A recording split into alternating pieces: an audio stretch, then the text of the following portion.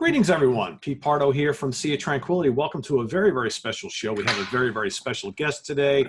We've got the living legend himself, drummer extraordinaire, Carmine Appice from the Vanilla Fudge, Cactus, Blue Murder, King Kobra, Rod Stewart, Ozzy Osbourne, the list goes on and on. Carmine, welcome to the show. Happy to have you. Hey, how you doing? Doing good, doing good. Good. I think the last time we saw each other, we had a nice long chat at Brian's Backyard Barbecue in Middletown, New York, when you were playing with Cactus. About 5, 6 years ago? Right. Yeah, about 5, 6 years ago, right? Yeah, because they closed. Didn't they close now? Yeah. Yeah, it was a while ago.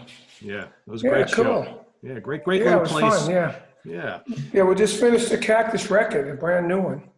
Unfortunately, Jim McCarty's on 2 tracks, but he doesn't tour anymore, so we couldn't get him to come to New York to record. He's very non-computer literate, so he don't know how to record.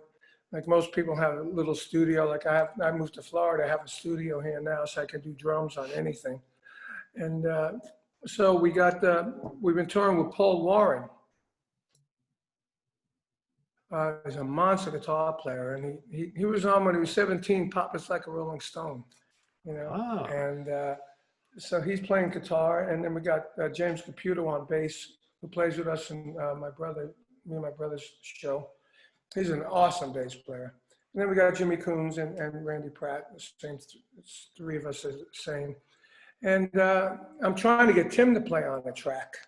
That would Tim's be great. been really ill. Tim's been really ill, so I'm just trying to hook up my power here on the computer so I don't lose it. But the record came out fantastic. It's going to come out next year with on Cleopatra Records, and nice. And we're setting up tours. Hopefully, if we tour next year with Cactus, Pat Travers, and Rick Derringer, so that'll be a nice package. Wow. Well, yeah, these are some of the questions I was going to ask you later in the interview, because I know we want to talk about the Fudge, but that's great news, because it's been a while. It's been a while for Cactus, so I was going to get to that. So that's a great tour also. So hopefully this COVID stuff kind of, we get that under control, so you guys can get out and road. That would be a great tour. Awesome. I'm still not even sure if it's really COVID or if it's political. Wow. That's probably a discussion for another channel. We won't get into that. We won't get into that here. So let's talk Vanilla Fudge. So you guys just signed to Golden Robot Records. That's a label that I've been seeing a lot of the last couple of years. How did that all come about? How did they get in touch with you? Well, we've been with a new manager, Tom Vitorino, and Tom managed us back in 2005, 2006, or whatever it was, when we toured with the Doors. And then, things happened and we split up from him, and then we got back with him like last year, just maybe I don't know, September, a year ago maybe, and so he was said, look, I want to set up and we want to do a new record, we want to do this, we want to do that. So he got Golden Robot to commit to a new deal. He did it for us, and it was going to be called Supreme Fudge, which we were going to do 5 Supreme songs, as we did Keep Me Hanging On. As You Keep Me Hanging On has been in that movie by Quentin Tarantino. And, we've seen our royalties like quadruple just from that movie, and people's awareness. So he got a deal with Golden Robot for a new album. And then, they were talking about, doing it. And we actually put 1 track together, but the recording didn't work. It wasn't a good recording, so we elbowed it, And then Tom said, as he was involved in this Led Zeppelin album that we did in 2005, we did it with a label called Escapee. He said, you guys never released that record properly. I said, no. He says, well, Golden Robot's interested in releasing that and really releasing it properly. I said, oh, okay. So he put a deal together with that, and then the COVID hit, and, we never got any money from them. We never, and they were having problems down in Australia with the Australian dollar and this and that. So, we just, okay, we signed to them, but who knows what's going to happen with this virus. Yeah, exactly. And then they paid us for it. And they said about a month and a half ago, we're going to release the first single, Immigrant song, and we want to do a video. So, you know, I've been doing my Guitar Zeus stuff, you know, and I've been releasing videos. And one of the videos, a song is called Code 19. That's another story in itself. We should do another one of these and talk about the Guitar Zeus. Anyway, so I have a guy that does really cool videos, and I said, why don't we have him do our video? So with everybody being all over the country again, and everybody not having a way to film themselves, you know, we decided to get some old footage of the band and put it into this video with, this guy does great visions. He takes visions of all kinds of things. So, you know, Tom Vitorino, the manager, said, look, I want it to be psychedelic. I want it to be dark. I want it to be this, you know, Vikings and blah, blah, blah. So the guy took the notes, you know, and I let Tom really lead on this because he's a visionary kind of manager. He's really, really good. So he worked with the video guy with me, and we put a video together that's going to come out as well. And the song is great. I mean, the album, the whole album, which has 12 songs on it. It has like Immigrant Song and Babe, I'm Gonna Leave You and Dazed and Confused and Rock and Roll and Your Time Is Gonna Come, All of My Love, you know, all that stuff. I mean, it's 12 tracks, Zeppelin tracks, in which we do Vanilla Fudge. I actually sing a couple of the songs. I do Trampled Underfoot and that's the other one I sing. I can't remember. But, you know, we did it all analog back in 2005. We recorded it analog, we mixed it analog, and we mastered it analog. So it has a really cool analog sound. Have you heard it? Yeah, it's quite good. Yeah. Yeah, it's pretty cool. And Mark Stein's vocals, I mean, he sings, he's 73 years old, and he still sings in everything in the original keys, you know. I mean, hardly anybody. I mean, Robert Plant can even sing that song. No, he definitely can't. So. You know, and Mark still can, and it's a great track. You know, it's a really good opener. I thought Tim Bogert played fantastic on it, and it's the original band. You know. Well, that was one of my questions. So that is Tim on the Immigrant song. That is Tim on the whole album. So one of the great things about, you know, specifically talking about that song, because that's kind of what everybody's talking about right now. You guys, as always, give your own spin on these iconic songs. I mean, you've done that so many times throughout your career. And what I really liked about the way you guys did the Immigrant song is, like, instead of, I mean, there's plenty of great guitar on it, obviously. There's a killer solo towards the end. There's cool keyboard work on it. But the whole song is all about Tim's big, fat, throbbing bass throughout the whole song. I mean, that's what you get. That's what you come away from. Yeah. You know, Tim being Tim, you know, which he influenced a lot of people, and he's a tremendous bass player. It's really sad that he's sick now. Yeah. And but I'm trying to get him on a Cactus song, and we actually tried to get him on the first Supreme song we recorded, "Stop in the Name of Love," and we would have had him on it had the recording that we did been so bad that we went into the studio where we recorded, you know, the last album, Spirit of '67.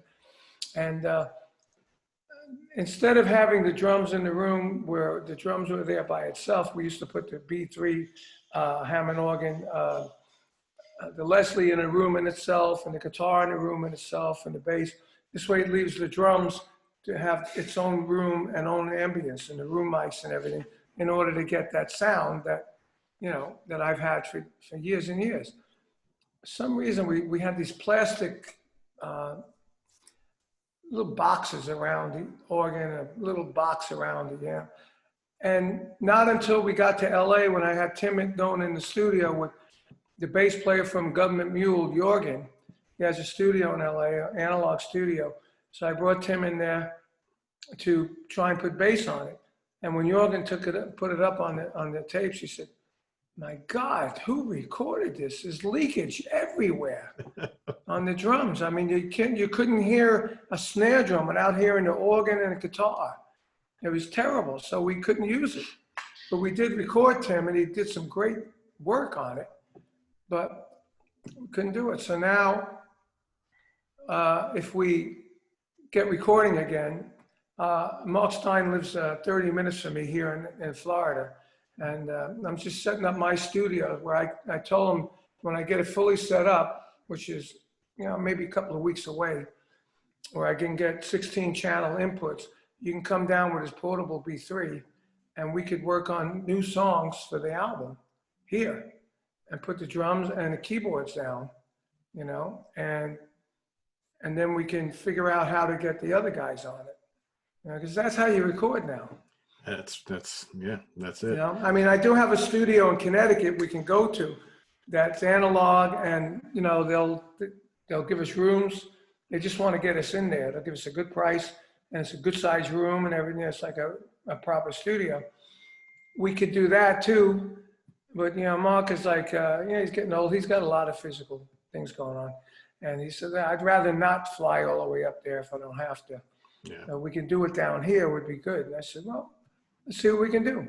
Maybe we can do me and Mark in my studio and bring the other guys down and go to another little studio and put them on down here.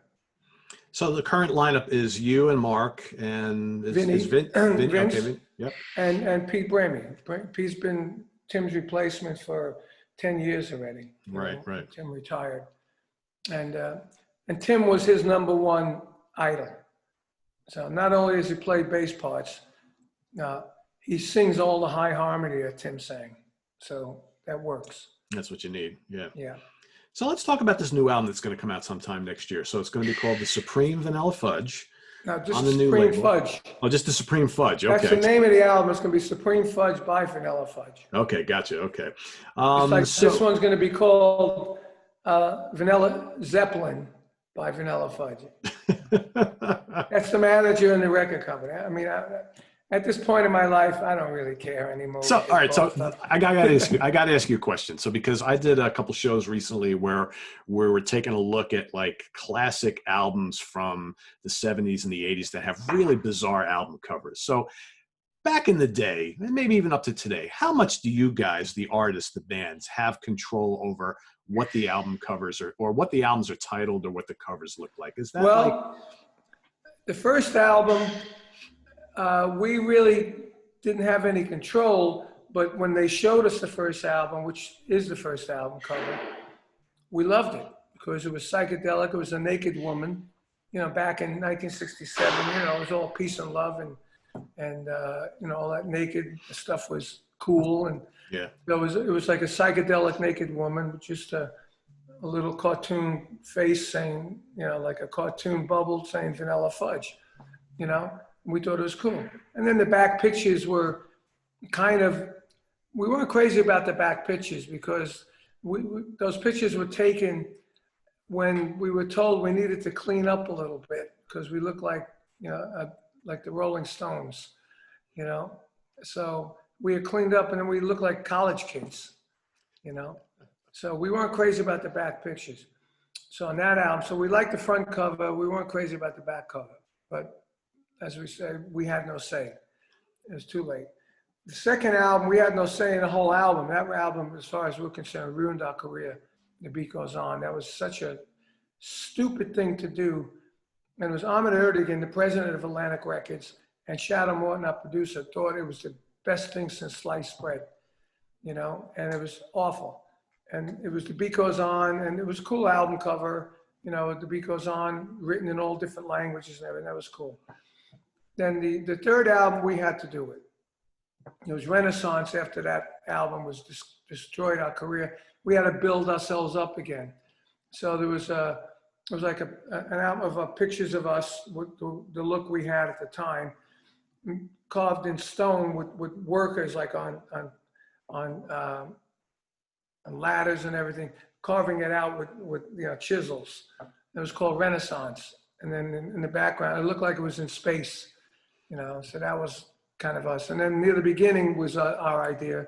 It's the four, guys live, because it was one side was live, And then by the fifth album, we were kind of breaking up. Me and Tim wanted to go with Jeff Beck, and this and that would happen. So we just called it Rock and Roll. And so we said, let's just add a white cover, big red letters, rock and roll, big. So you look at it on a rack, and for vinyls at the time, it stands out because it's huge. Yeah, yeah. Vanilla Fudge was in the top a little bit, and then big letters, big red block letters. So we have, and then Cactus we had definitely had to do with all the album covers, and BBA. BBA was more like Epic Records sort of did it, and we liked it, because it was just simple, it's just our names, Yeah. like a burlap kind of looking album cover. And a great album. Yeah, it was a great album. Yeah. We have a live album that from 1974 with 8 new songs and 3 of the classic songs from that album that I mixed with Jeff Beck's engineer. And I talked to Jeff, and he loved it. And I don't know what they're waiting for, but his manager and our manager have been working on getting a new record deal to release that. I have a feeling they might be waiting another year or so till it's the 50th anniversary of BBA. Well, that would make sense. And then releasing this live album with it's never been released and all this stuff. But they say it's definitely going to come out. His manager says, I'm working on the best deal. And so we'll see. So that would be a nice compliment, or even, for those who haven't heard the Japanese live album, right? That would be something. Oh, this is much better than the Japanese album. Japanese album was done on 8-track, and we hated it because it was, we left in there, they left in there, screw ups and, but then it became a legendary classic album in Japan. It sold 100,000 records in Japan, which is, a lot of records in Japan. Yeah. In those days, especially, but yes, and then after that, the album covers started getting more involved. Got more involved in it with KGB, which was MCA, and then King Kobra, totally involved in that stuff. Blue Murder, involved in that stuff. My guitar Zeus, totally involved in it. Cool. So let's get back to Supreme Fudge. So again, coming out next year, can you talk a little bit about, the decision to do, it's all Supremes tracks, right? Well, no, it's going to be 5 Supremes tracks. Okay. And 3 other R&B songs. Okay. And then maybe 2 or 3 originals. Okay. Oh, cool. Okay. Cool. So, we're looking at like Reflections, Stop in the Name of Love, Reflections, and there's, the other ones. And I did an arrangement on my iPad. You have iPad with GarageBand. Mm-hmm. You can play all the keyboards, you play everything. And I did an arrangement for My Girl by The Temptations, which is totally off the wall. It does it like a shuffle. A shuffle is like boom, boom, bam, boom, boom, boom, bam, like that. And then it has always the big intro, the organ intro and everything. When I left, I did it like an organ B3 on my iPad, but I left it open for Mark to do his thing, But so we're all coming up with arrangements. I can't remember the other ones. I have a list somewhere on the computer of the ones we're talking about. And we have actually started making arrangements of it and working on it from a distance with this just before the COVID started, And it's going to be, I guess it's going to be cool. Because now we have a way of recording, we have a really great guy to mix it. And we have, not that we didn't have like this Zeppelin when Pat Regan mixed it, he's an awesome mixer. Pat Regan did all my Guitar Zeus stuff, he did Cactus stuff, he did Vanilla Fudge, this album. He did so many things, he did Mr. Big, he did Billy Sheehan, he did Richie Blackmore, and more, And but we have another guy in New Jersey that mixed the Spirit of 67, and he's been mixing all the stuff I've been doing lately. And so we have him, after he mixes it, then he takes it and bounces it to analog. So it comes back sounding analog. That's what we just did with the Cactus record too, So, because, analog, especially now, the big market is vinyl. Yeah. Vinyl and streams, and so we're working on it that way, and we're supposed to be getting, we need the budget money to start actually really working on it, because if we were going to fly the guys down, we would need when you record, you set a budget up. You said, okay, we're going to need X amount for travel, X amount for the studio, pay Pete this amount. Each guy gets a little bit to start working, and then then you deliver the album, you get the other half, and then you pay whatever bills you got to pay. You got to pay the guy to mix it, you got to master it. So by the time you're done with today's budgets, you're lucky if you're making $10 an hour. Yeah, yeah, exactly. The nature of the beast these days, right? But that's why the rock business is sort of down, unless you're a huge band. Yeah. But even like the huge bands, I can't go out and work. But bands like Vanilla Fudge could work now. If we wanted to, we could probably go do some drive-in shows. Because that's the size venues we can play. Yeah. Versus like Aerosmith can't go out and play anywhere. No. Do a huge outdoor thing, and they won't allow it. Yeah. But so some shows we can do, but we're holding off. Till. Well, you might as well. Yeah, you might as well. It's just so everything's so uncertain. Yeah. Yeah, gone this fall. So speaking of big bands, so to get back to BBA a little bit, so you guys, when you got together and released that debut album, that was a big seller, a lot of talk. That was the super group, right? Yeah. You ever look back on those days and wonder what could have been? I think, for me, I think what that band was missing was maybe that great lead singer out front. Yeah, without a doubt. But we tried, we tried to find these singers. We auditioned singers, and it didn't work. Did you have any guy in mind that you would have loved to have been fronting that band? Well, originally it was supposed to be Rod Stewart. Yeah. It was supposed to be Cactus with Jeff Beck, Rod Stewart, me, and Tim. That was supposed to be Cactus. And then Rod didn't want to work with Jeff because he felt Jeff screwed him up, and they were enemies up until I got them back together in 1980? 81, I think it was, in Australia. Did you read my book? I was going to ask you about that. I haven't read it yet, but it's on my to-do list to pick up. I heard it's a lot of fun. All that stories are in there. We happen to be in the same hotel. We're in the same hotel, and somebody said, "Hey, Jeff Beck's upstairs." I said, "What room?" They gave me the room. I went and knocked on his door, and next thing we we were sharing a room, this chick together. It's been funny. But those were the crazy days, those days, And then I said, hey, we're in the hotel with Rod, you should come to the show tomorrow. He played like one night or two nights in this 8,000 seat. I think one night we played 5 nights or 6 nights in the 8,000 seat, and then we played a stadium. So we did like 100,000 people down in Sydney, Australia. So I said, you should come to the show. He goes, no, you think Rod would want? I said, yeah, I already told Rod you're here. Maybe it'd be cool. He said, yeah. So he came to the show and went backstage. When they got in the same room, like time stood still for a minute, I can imagine. And then I got them together and then became friends. Next thing you know, a year later, we're doing People Get Ready. Yeah. With me, him, Dwayne Hitchings, and Jeff. Because Jeff was staying at my house for 2 weeks. Where could we do music? So we went to Dwayne's studio and came up with the People Get Ready thing. He doesn't remember this. No. Jeff doesn't. He doesn't remember that he was staying at my house and that's how it happened. But I remember.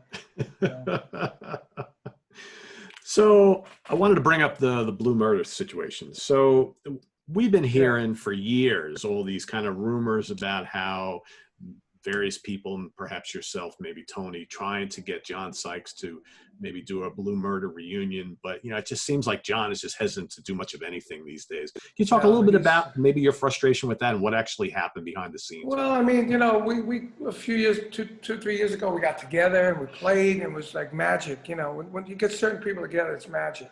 We were playing the songs, it's magic. And we were talking about, well, we got to find a manager that can put some great gigs together and this and that. And then John wanted to call it John Sykes and Blue Murder and do new songs from his new album, which was supposed to be Golden Robot Records, but something happened there. Mm-hmm. I just didn't think that was right. I said, people want to hear Blue Murder, And I said, John, why don't you go out and do your solo stuff, and then when you're done, let's do Blue Murder. And I think it was a year ago in January. I saw him at the Heavy Metal Awards. He was getting the awards for Bob Daisley, you know, and I said, I didn't know the connection. Now I have a connection. Him and Bob would exchange all these conspiracy theories of the world, because I'm on that list as well, you know. But anyway, he introduced me to his new young drummer. He was an Afro-American kid who was a fan of mine. So he said, "Do you mind if you meet someone?" I said, "Yes." I took pictures with him. I said to John, I said, "Look, when you're done," he was supposed to be on Golden Robot Records. His album was coming out. He was going to do a tour.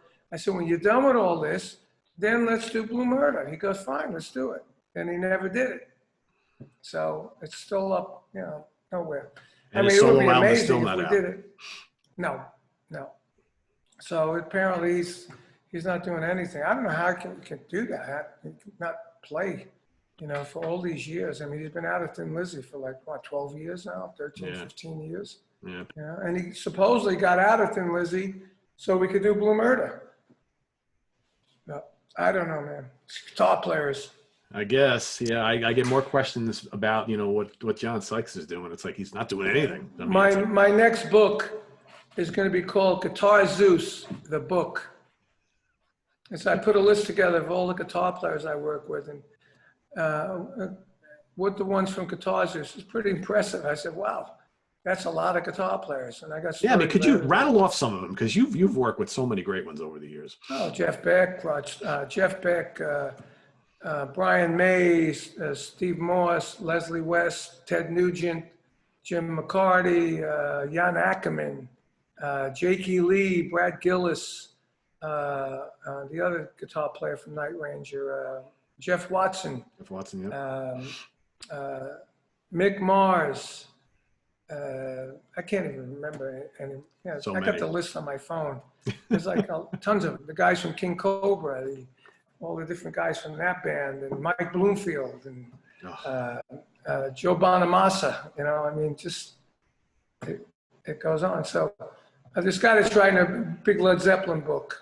He wrote a big Beatle book. He's finishing it. He interviewed me for it, and I was telling him about this. He goes, "I want to write that with you." He said, "I'll get the deal. I'll put it all together." I said, "Great." So he's still in touch with me. But I think I have to go. I have another one here at 10:30, and I have a problem because it's on StreamYard. And do you know what StreamYard is? Yeah. And they didn't give me the full link. Oh. So okay. I don't know what I got to do here. So I'm going to try and figure that out. I got 2 minutes. All right, cool. Carmine, let's hook up and do more. Let's hook up and do some more. We absolutely can do that, because I would love to talk to you some more. So why don't I give you let me give you my email. All right? Okay. We're not live, right? Hold on. Let's get off here for a second. So hold on there, Carmine. So everybody, thanks for joining. Visit us on the web at www.seatranquility.org. We're on Facebook, we're on Twitter. Of course, we're on YouTube all the time. Thanks for Carmine Appice. We'll see you all later on. Bye-bye. Yeah.